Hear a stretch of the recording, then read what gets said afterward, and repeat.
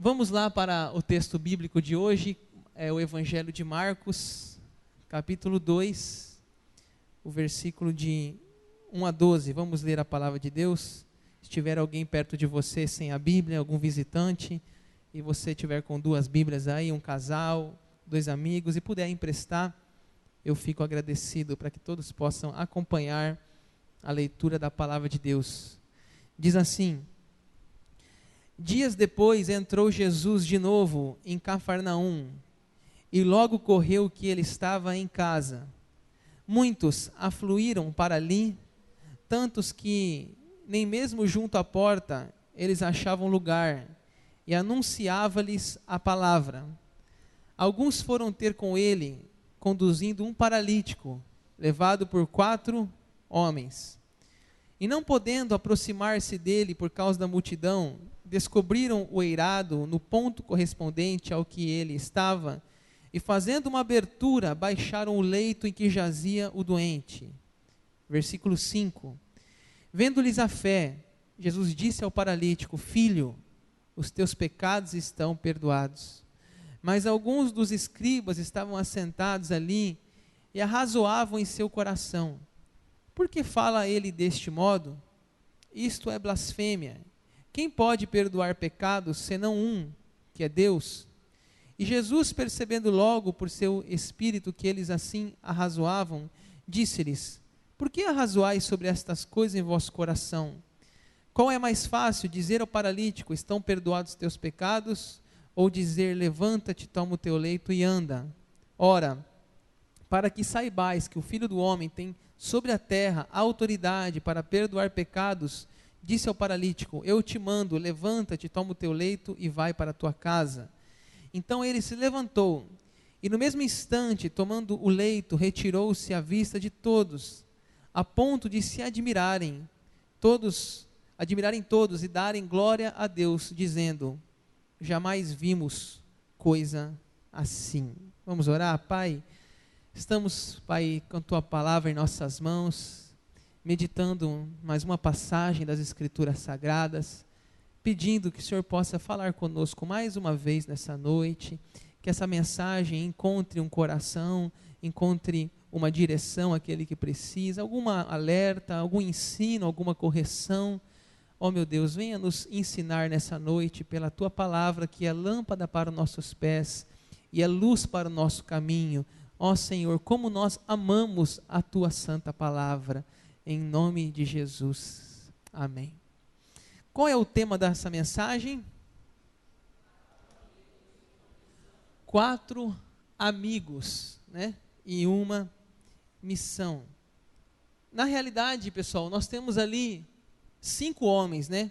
5 amigos.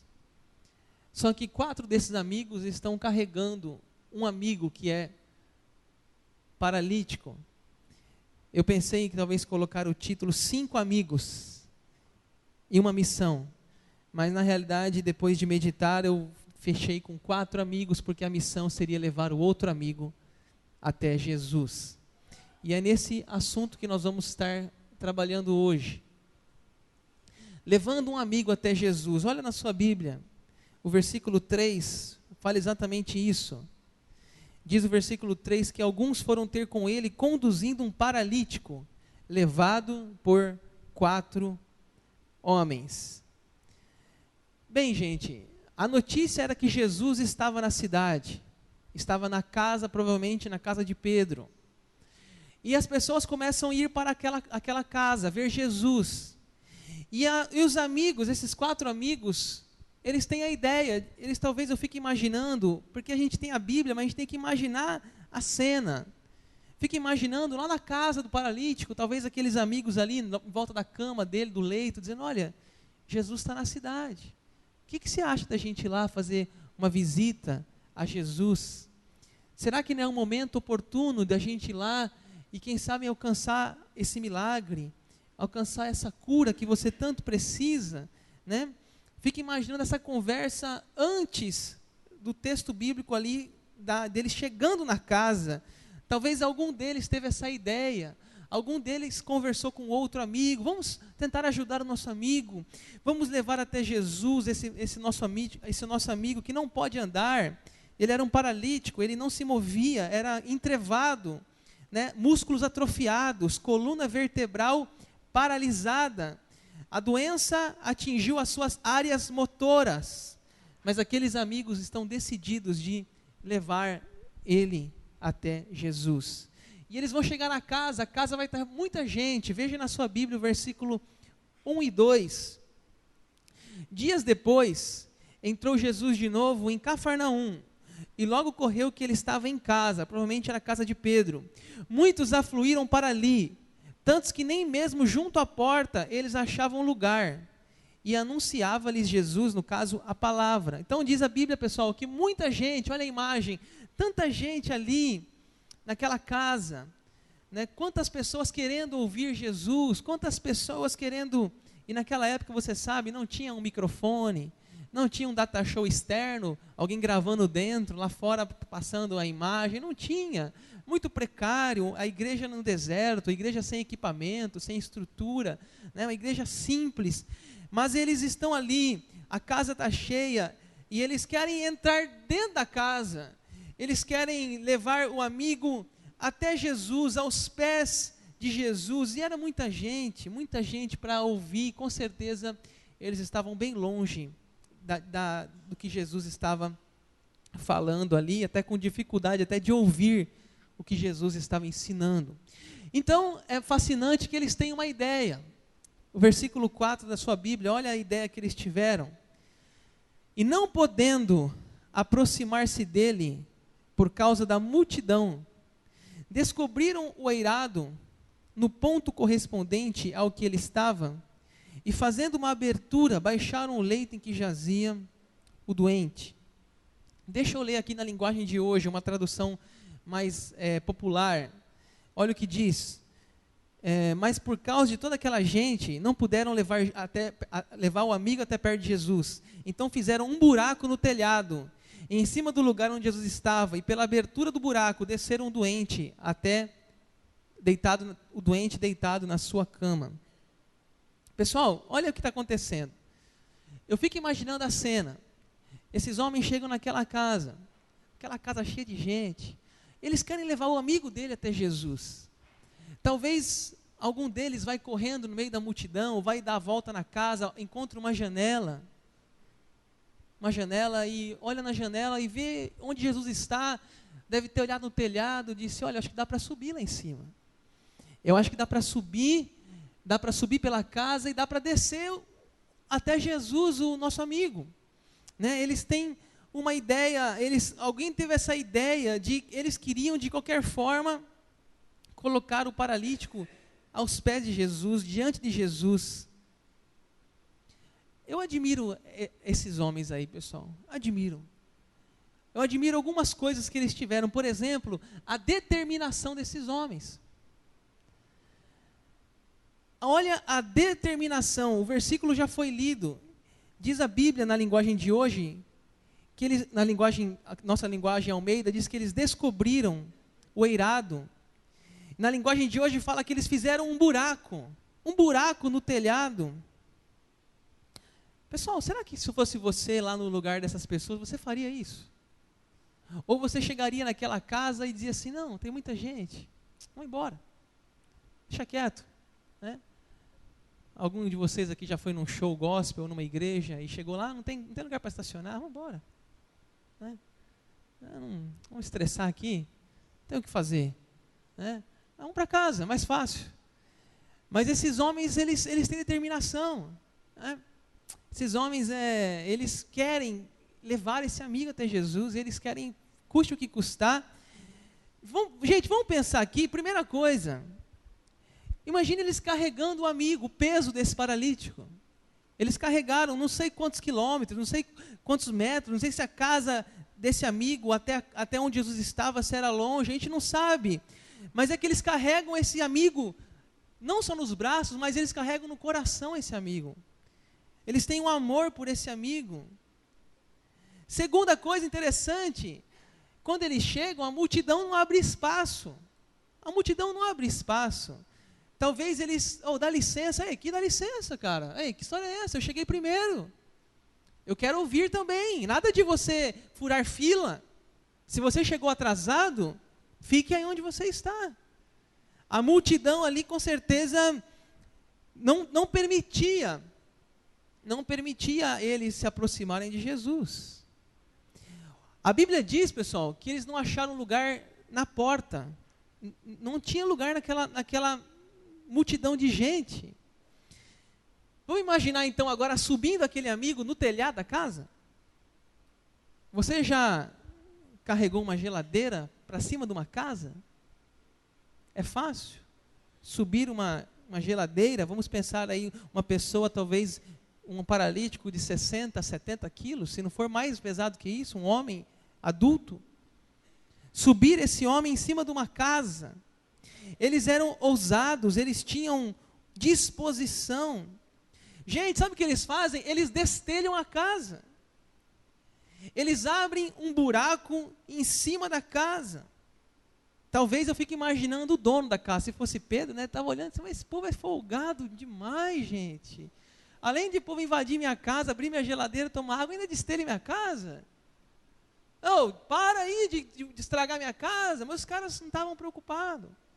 Eles queriam, determinados, a levar o amigo até Jesus. Eu fico imaginando o paralítico, gente. Imagine o paralítico. Pessoal, deixa quieto essa história, gente. Imagine se vocês me derrubam lá de cima, gente.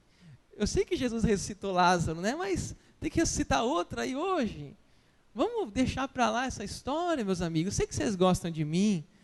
Descer do telhado, lá no chão, é uma loucura. Esse negócio está fora da... Estamos demais, aí é muito amor por mim. Não, deixa quieto, eu fico assim. Né? Talvez ele pensou nisso. Mas aqueles homens eram persistentes, né? Perseverantes, não desistiam. Não desistiram de levar uma vida até Cristo, até os pés de Jesus. Fala sério, pessoal, eles foram criativos. Tiveram criatividade demais. Não tinha um manual como levar uma pessoa até Jesus. Não existia esse manual. Foi a criatividade deles. Esses homens pensaram, vamos subir em cima da casa, vamos abrir o telhado e vamos descer.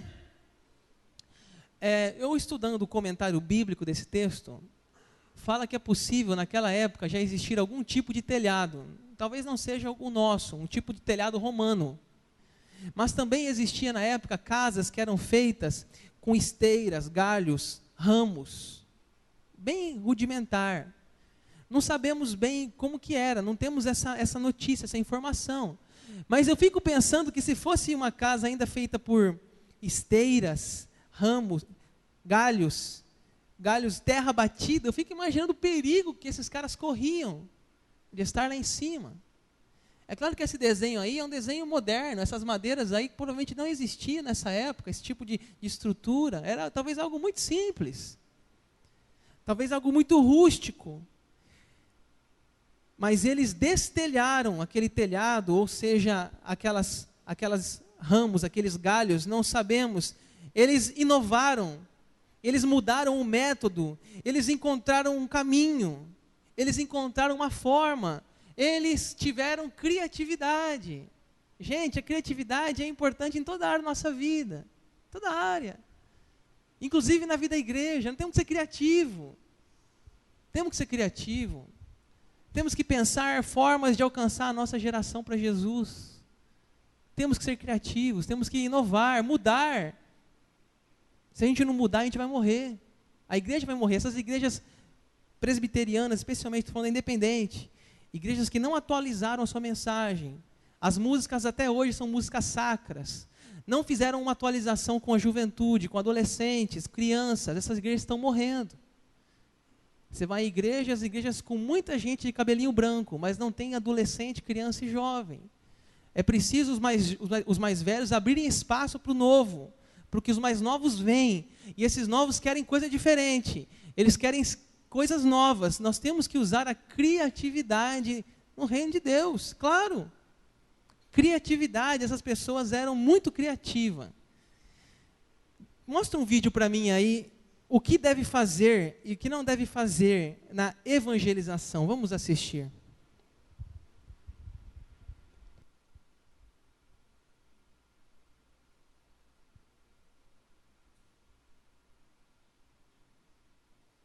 Aqui vão algumas dicas do que você deve e não deve fazer quando for evangelizar. Para começar, conquiste a atenção da pessoa. Às vezes é preciso coragem e criatividade. Jesus te ama! Jesus, mais 300! Olha Jesus, compra um, leva 3 em o Pai, o Filho e o Espírito Santo. Água de coco ou água da vida, pra mim não tanto faz. Leva Jesus porque Jesus é mais. Olha, valeu a tentativa. Mas tente ser mais suave, não faça pressão. Experimentar? Quer experimentar? Vem, aqui ó. Quer experimentar Jesus? Quer experimentar Jesus? Aqui, não? Hã? Aceitar Jesus? Ei, conhece Jesus? Conhece? Jesus?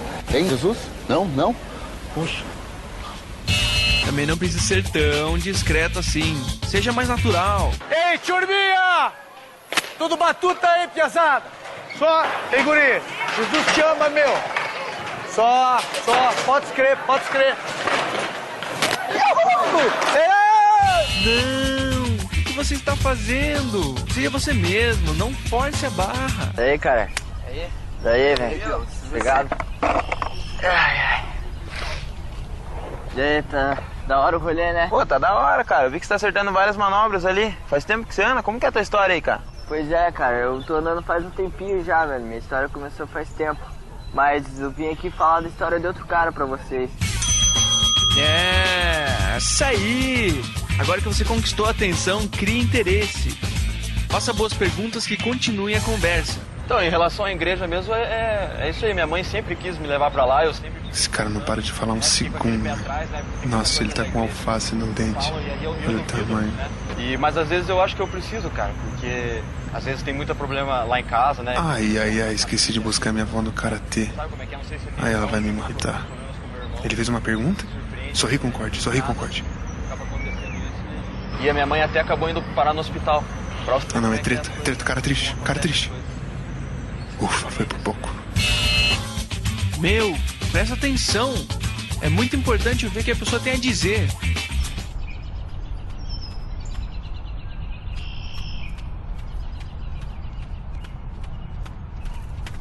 Pô, que bom que você me chamou pra correr, viu?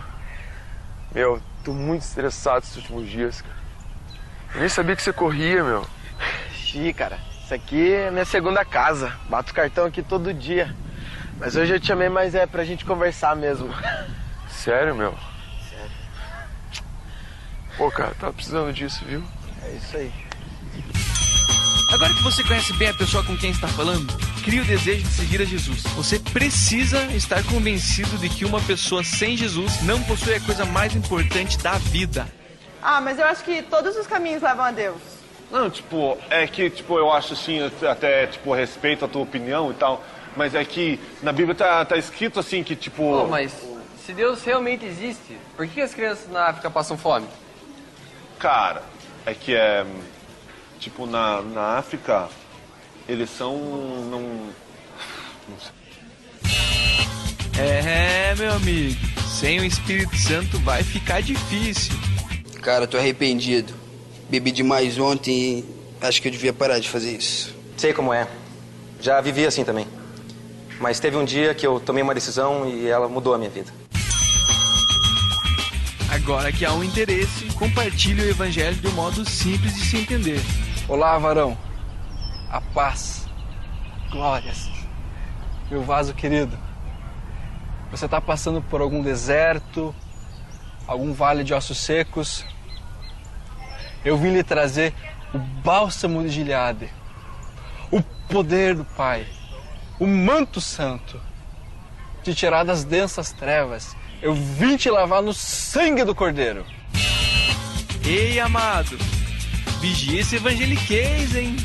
Mas e aí, como é que é esse negócio de Jesus, hein? Me explica mais, hein? Bom, vamos começar lá em Gênesis, onde começou tudo pelo começo. Espera aí. Salomão gerou Roboão. Roboão. Tá, cara, eu só queria saber de Jesus. Calma, velho. A gente tá na parte do Melquisedeque ainda. Vai demorar muito. Só um minutinho. Tá bom? Sem exagero e enrolação. Seja claro e direto. Tente usar os 4 pontos principais. Número 1. O plano de Deus. Desde o início, Deus criou o homem para ter comunhão e harmonia com ele. Deus tem um plano para você. Número 2. O problema. Mas os nossos pecados nos separaram de Deus. Número 3. O amor de Deus. Mas mesmo assim, Deus nos amou e tomou o nosso castigo. A Bíblia diz, porque Deus amou o mundo. E número 4. A decisão mais importante. Mas Jesus vive. E hoje você tem a oportunidade de aceitá-lo como teu Senhor e Salvador. Você chegou no ponto crucial. Muitos cristãos travam nessa hora. Agora é tudo ou nada. Então, cara, você quer realmente tomar essa decisão na sua vida? Você quer? Calma aí, eu vou ligar pro grupo aqui do evangelismo. Só um minutinho. Informamos que não existe um 0800 do evangelismo. Então vai na minha igreja, cara. Cara, daí quando ele falar alguma coisa assim, tipo, levanta a mão, você levanta a mão rapidinho que aceita, já era. Cara, tá tudo aqui na Bíblia. Pega pra você, depois você me devolve. Alô, pastor? Tem um cara aqui que aceitou Jesus. Fala com ele aqui rapidinho, só um minutinho. Então, você quer mesmo entregar sua vida pra Jesus? Legal, vamos aqui então, só umas perguntinhas básicas que eu tenho que fazer pra você. Coisa rápida. Jesus morreu numa... Terça-feira. Outra, vamos pra outra. Quantos animais, essa é capciosa, quantos animais tinham na Arca de Moisés? Não tenha medo desse passo. Apenas pergunte. Amiga, você quer receber Jesus? Então repita essa oração comigo. Senhor, obrigado porque naquele dia, chuvoso e nublado, você me libertou de todo o principado e potestade. Para eu repetir isso? Uhum. Senhor, obrigada pelas tempestades e principais postagens. Não. Preste atenção no que eu vou falar. O ponto em que eu quero chegar é: todo cristão tem o chamado e o poder de levar outras pessoas a Jesus. Isso nos foi dado pelo Espírito Santo. Faça uma oração simples, algo que possa ser repetido de coração. Seja sincero, seja você mesmo. Você crê que Jesus morreu na cruz pelos seus pecados? E você crê que Jesus ressuscitou dos mortos? Você quer entregar a tua vida a Jesus? Então faça essa oração comigo. Senhor Jesus, eu creio que você é o Filho de Deus. E creio que morreu por mim. Perdoa os meus pecados. E entre em meu coração. Eu creio que ressuscitou dos mortos. E que hoje vive. Eu te aceito como meu Senhor e Salvador. E te seguirei pelo resto da minha vida. Amém. Amém. Amém.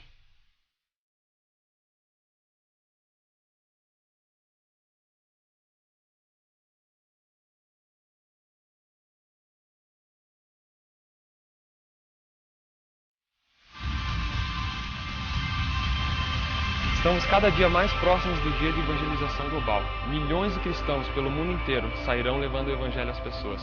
Eu acredito que a solução para o nosso país está em Jesus. Não fique fora desse movimento, faça parte dele. Em nossa página no Facebook você encontra mais informações. E no nosso website você encontra um material mais completo sobre treinamento evangelístico. Conto com você, vamos mudar nosso país.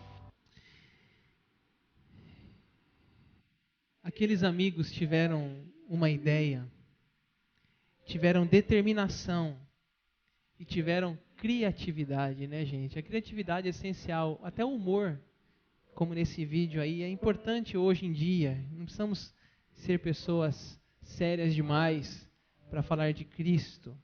Mas talvez a principal coisa que eles tiveram, pessoal, foi a fé. Eles tiveram fé.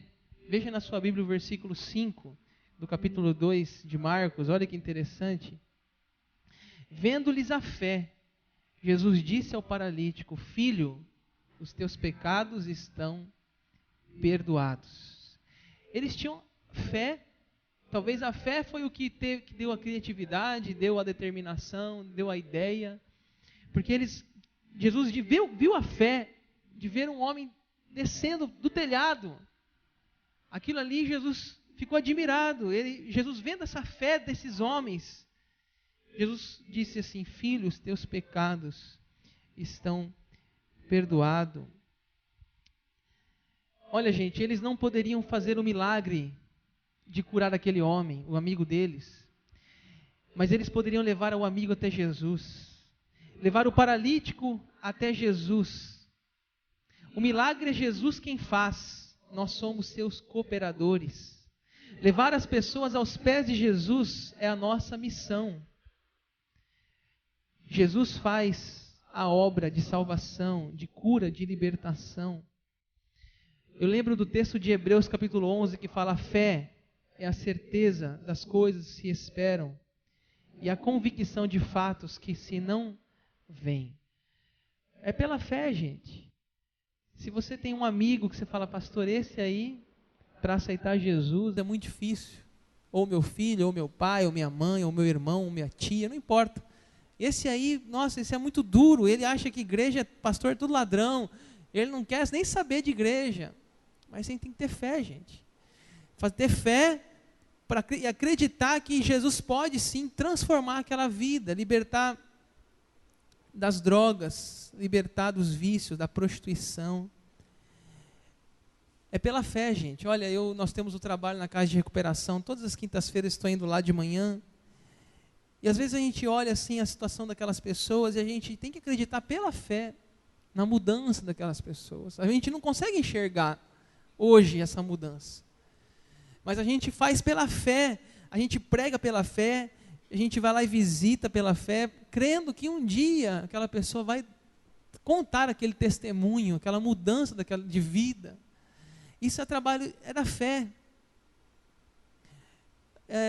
Para explicar o que eu estou querendo dizer para vocês, eu gosto muito do vídeo do André Valadão. Eu sei que eu já passei várias vezes aqui, mas esse vídeo ele explica, ele mostra através de imagens o que é a fé, como as pessoas podem mudar. Eu quero passar esse vídeo para que seu coração entenda o que eu estou dizendo aqui, como que a fé, essa fé que move aqueles amigos irem até Jesus, essa fé que pode transformar a família, essa fé que pode mudar aquele dependente químico, aquele filho desobediente. A fé, é a fé, irmãos.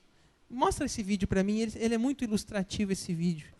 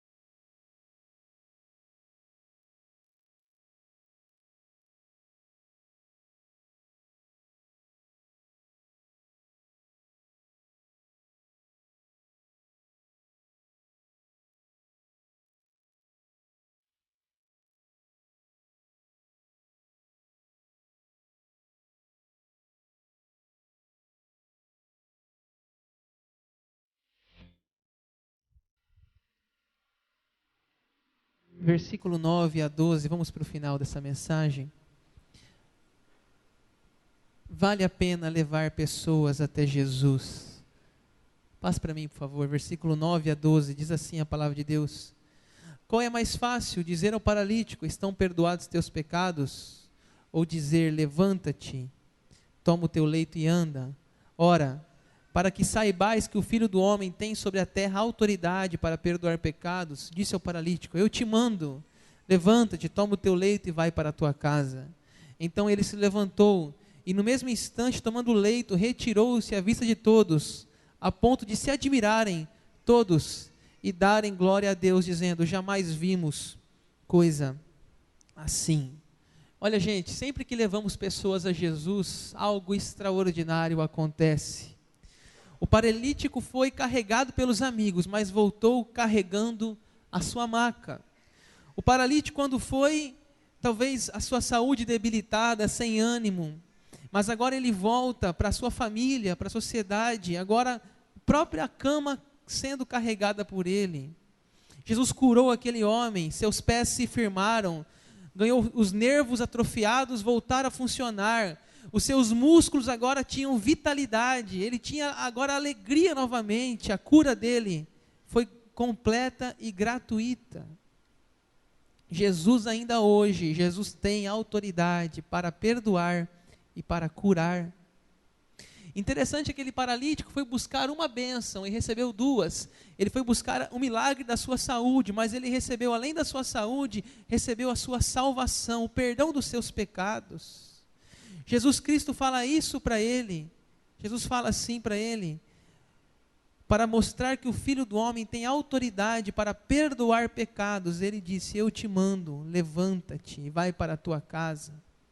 Pessoal, talvez tão terrível, ou talvez até mais terrível do que um paralítico, é o ser humano distante de Deus. É o pecado quando está dentro de nós e aquela inclinação para o mal, sem Cristo em nossa vida. O pecado é uma tragédia, é a causa de todos os problemas do nosso país, chama-se pecado. É a maldade humana, a indiferença, são as mazelas sociais, a avareza, o desvio dos recursos públicos, a solidão, tudo vem do pecado, do distanciamento de Deus. Por isso eu acredito que um ser humano, antes de arrumar a sua vida aqui, ele tem que arrumar a sua vida com Deus. Primeiro é vertical, depois é horizontal. Primeiro você resolve a sua vida com Deus, depois você resolve a sua vida com a sociedade. Eu acredito muito nisso. Acredito que primeiro temos que nos acertar com Deus, para que depois os conflitos conjugais, a depressão, os problemas de relacionamento, a indiferença, a falta de perdão, isso tudo vai sendo tratado em nossa vida. Mas primeira coisa é o nosso relacionamento com Deus. Nosso relacionamento com Deus. Tem uma música que eu acho muito linda, do Diante do Trono. Ela diz assim, o meu Deus é um Deus de milagres. Não há limites para o seu poder agir, realiza o impossível, para ele nada é tão difícil. E diz no final da música, o maior milagre já operou em mim, e o maior milagre quer operar em ti. É o milagre da salvação. O maior milagre é esse. É tão lindo, você às vezes teve uma pessoa doente, como eu vejo vários vídeos na internet, uma pessoa até doente no hospital, como eu vi esses dias um vídeo tão lindo, uma menina no hospital com câncer, mas ela cantava aquela música do Kleber Lucas, que dizia assim, eu vou seguir com fé, o meu Deus é maior do que os meus problemas, ainda que o sol não apareça, a música diz, ainda eu vou seguir com fé. A pessoa que tem Deus, ela lida com os problemas de outra forma, ela é mais amorosa, ela consegue até os conflitos, ela consegue resolver com mais calma.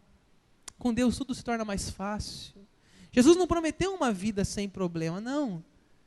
Mas com Deus o fardo é leve, o jugo é mais suave. Com certeza, Cristo em tudo nos transforma. Eu quero concluir essa mensagem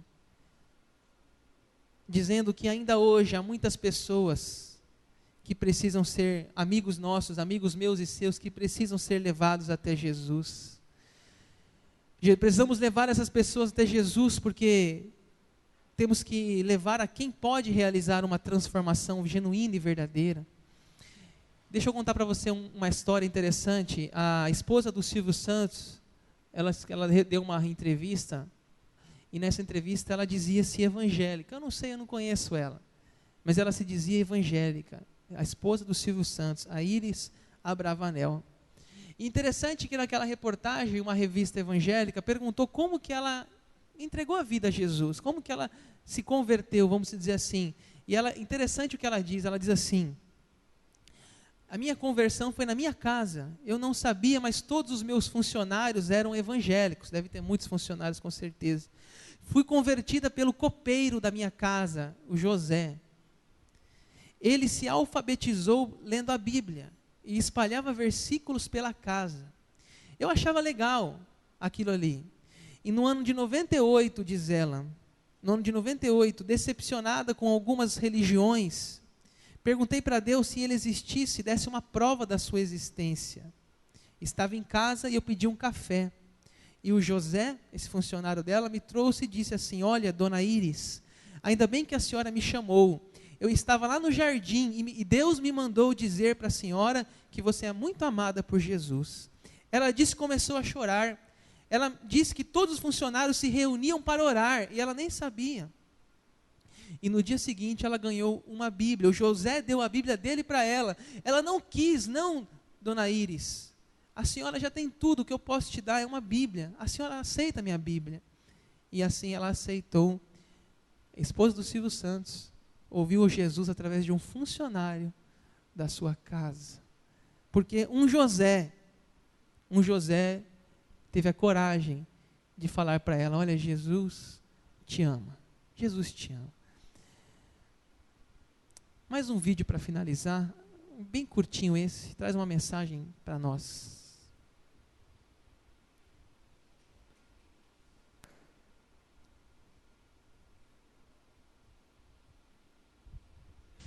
Você já assistiu o filme A Lista de Schindler? Schindler, para quem não sabe, foi um alemão que viveu durante a Segunda Guerra Mundial. Enquanto os nazistas, seguidores de Hitler, perseguiam os judeus para matá-los, Schindler pegava seu dinheiro, subornava os soldados nazistas para comprar essas pessoas. Eram crianças, jovens, adultos, mulheres. Schindler os trazia para dentro da sua fábrica. Lá, eles estavam seguros. Lá ele conseguiu, com o dinheiro que tinha, comprar 1.100 pessoas e salvá-las da morte. Crianças, jovens, velhos, senhoras. Ele trouxe para a sua fábrica. Teve uma noite que ele fez suas malas e foi em direção ao seu carro. Quando ele chegou, se apresentou a ele uma grande multidão. Eram as 1.100 pessoas que ele tinha salvado dos alemães. Escrevemos uma carta, tentando explicar as coisas. No caso do senhor ser capturado. Todos os operários assinaram.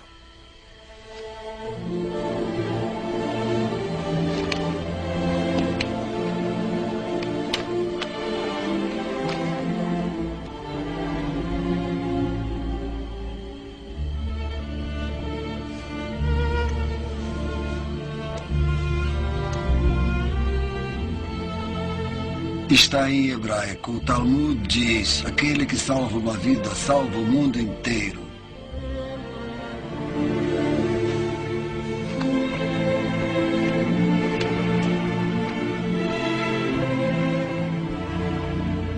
Eu podia ter salvado mais. Eu podia ter salvado mais. Eu não sei se ao menos... Oscar, aqui estão 1.100 pessoas que estão vivas por sua causa. Olhe para elas. Se eu tivesse guardado mais dinheiro.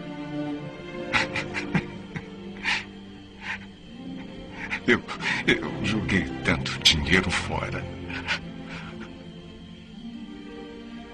Você não tem ideia. Se ao menos... Haverá outras gerações por causa do que o senhor fez. Não fiz o suficiente. O senhor fez muito.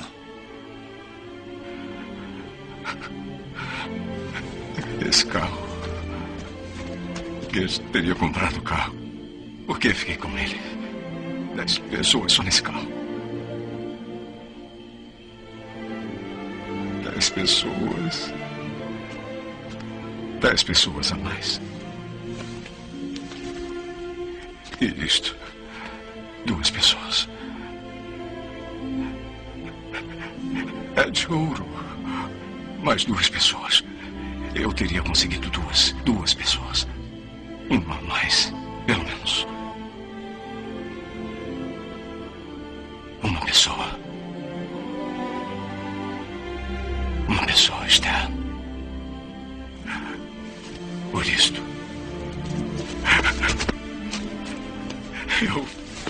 eu podia ter salvado mais uma pessoa e não salvei. Eu não salvei. Eu não salvei.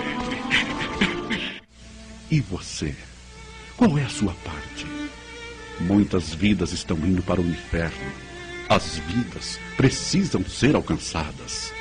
Seu cônjuge, seus pais, irmãos, amigos. O que você tem feito para alcançá-las?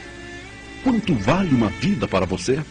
Oskar Schindler investiu milhões para salvar 1.100 pessoas. Lembre-se, uma vida vale mais que o mundo inteiro. É um privilégio a gente levar pessoas para Jesus. Eu tenho 2 amigos que eu posso dizer que tenho muita alegria por ter apresentado a Jesus. Um deles, quando eu tinha na minha adolescência, eu ganhei um violão, e esse violão eu consagrei ele. Eu dizia que esse violão só tocava música evangélica. Porque meus amigos, quando a gente era adolescente não tem muito o que fazer, então é tomar tereré e tocar violão. E a gente se reunia e ficava fazendo isso. Eles já pegavam um violão e queriam cantar músicas do mundo. Eu dizia, não, cara, vamos cantar música evangélica. Não, essas músicas são chatas, só música aqui da... Eu falei, não, então é o seguinte, então meu violão agora é consagrado. Só toca música evangélica. Se quiser tocar, e ninguém tinha violão, só tinha o meu, eles começaram a aprender as músicas evangélicas. E um amigo meu começou a tocar música evangélica, começou a aprender, foi para a igreja, entregou a vida a Cristo. Tive o privilégio de batizá-lo depois como pastor. E esse jovem dá muita alegria para mim até hoje. Um jovem cristão, está casado, está sendo um bom cristão, está envolvido na sua igreja, está servindo o reino de Deus lá em Cuiabá, cheio de talentos, cheio de dons. Valeu a pena a gente ter investido naquela vida. Um outro amigo meu também na adolescência, conheci ele, tocava numa banda de pagode, bateria, e naquela época, como hoje, muita música, muita festa, muita mulher, show.